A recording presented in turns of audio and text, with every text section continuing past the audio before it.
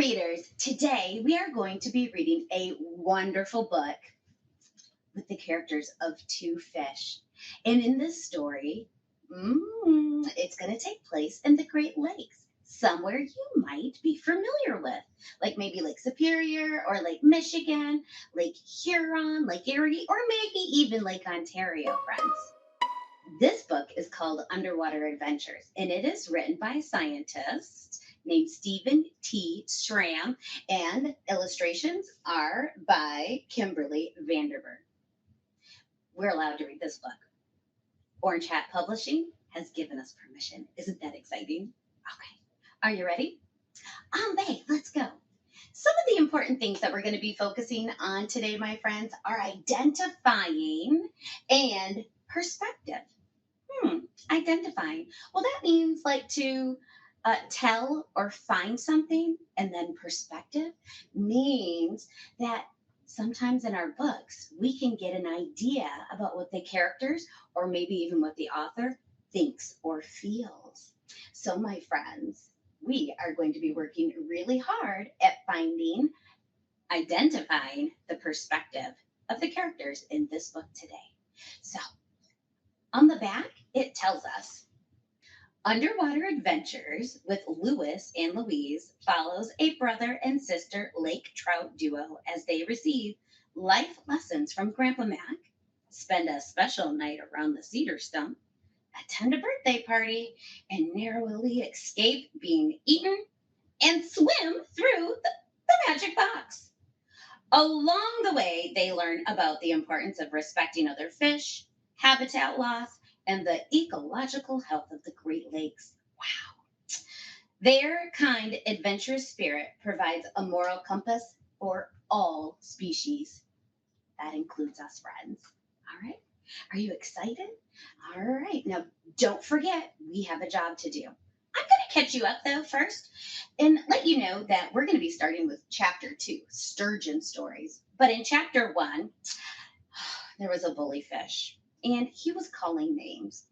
And Louis and Louise, they weren't very happy about it, and they didn't like it, so they went to Grandpa Mac to get some advice. Now we start Chapter 2 on page 6. Louis and Louise, they're headed to the cedar stump, and the fish all come together at the cedar stump to talk about stories, old time stories, and they discuss some of the problems that they're having in their neighborhoods. And sometimes they just sit there and listen. Are you ready? Okay, my friends, off we go. Fish of all sizes gathered: rock bass, northern pike, walleye, brook sickleback, and minnows.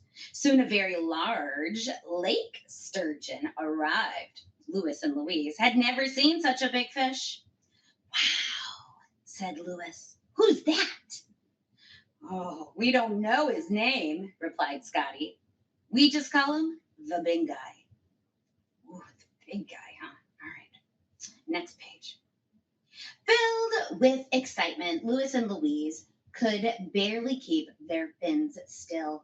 The big guy spoke first, and something magical began. He welcomed Louis and Louise and said he wanted to talk about changes in the neighborhood. Discouraged by the amount of sand being flushed from the rivers in the bay, the big guy seemed sad. He said sand was burying their neighborhoods and forcing fish to find new homes in other parts of the bay. The sand also buried the rocky shoals in the river where his family went to spawn. Oh my goodness, my friends. I think I might be getting a little bit of perspective about how these fish feel. So, my friends, I'm going to give you a tip. One thing you can do to help yourself find words or clue words that tell us about perspective is you can think about, how does this make me feel? Or you can look for words that tell us about good and bad, right and wrong, or maybe even things that are fair and unfair. And I think I've found some right here. Friends, this word discouraged. Discouraged by the amount of sand.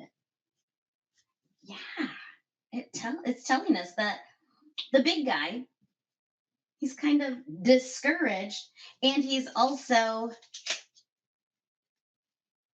sad about what's happening in his neighborhood. Are you ready? Let's look and watch out for more clue words. We can identify them as I read. Off we go. Johnny Darter had been listening under the cedar stump and came out to offer his thoughts on the sand problem. Johnny Darter barely measured 2 inches long compared to the big guy, who stretched out more than 6 feet.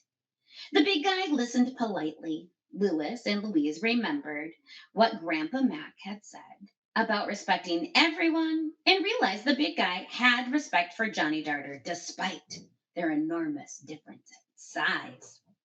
I don't think I have any of those clue words for perspective. Let's keep going. Johnny went to say that the sand had buried parts of his neighborhood too. Uh-oh. Sticks, logs, and rocks, which were important for his survival, had disappeared over the years. His family had to keep moving to find the right habitat in which to live. He expressed frustration about the sand, but didn't offer a solution. Uh-oh. I know how Johnny Darter feels right now, and I bet you do too, don't you, friends? Yeah, he's feeling, what did he say? Frustrated, absolutely, about the sand in his neighborhood. Oh, so we've identified a couple of words and feelings about the characters in this story. We can keep reading. Let's go. Then Mary, a mayfly, came out from under the cedar stump. She agreed with Johnny Darter about the increase in sand. Her life changed too because her family depended on the natural mud in the bottom of the bay. She explained how her family lived in the mud for the first part of their lives. The second part would start very soon. Mary's family planned to rise to the surface and fly away. Oh, my friends. So Mary agrees with Johnny Darter. This is her perspective. And so we're going to put that down as one of our identifying clue words, my friends. Okay. Remember, she needs the mud, otherwise, her family doesn't get to survive.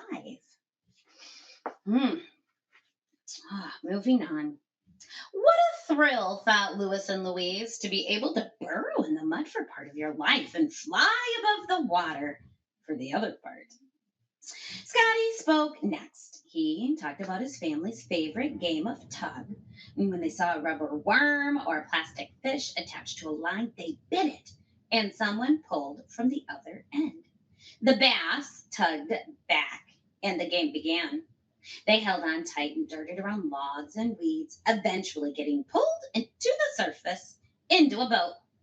The humans released them back into the water, and the game started again. Scotty said it was fun, but sometimes they just didn't feel like playing.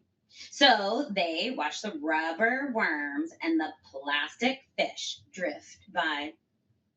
All through the night, Louis and Louise sat mesmerized as they listened to stories and watched moonbeams reflect off the cedar stump.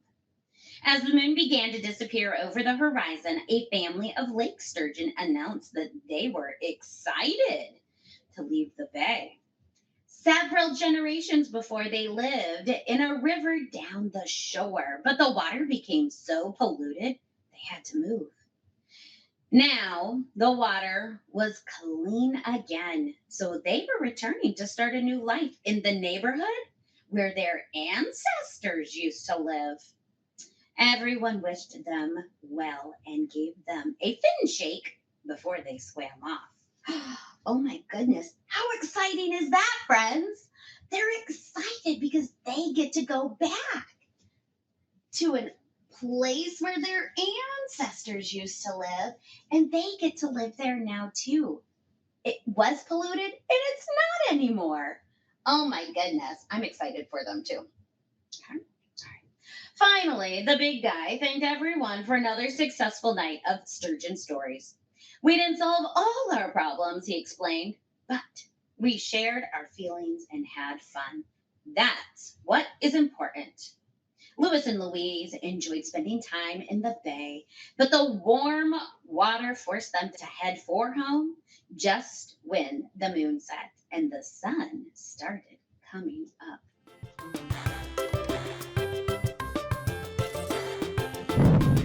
Great job, readers, helping me identify the signal words to find the perspective of the characters or the author in this story. Now, don't forget, that's something you can do with your books. Look for those signal words and then think if you can find out what those perspectives are. We'll see you next time on Read, Write, Roar. Mama Pika Wobbleman.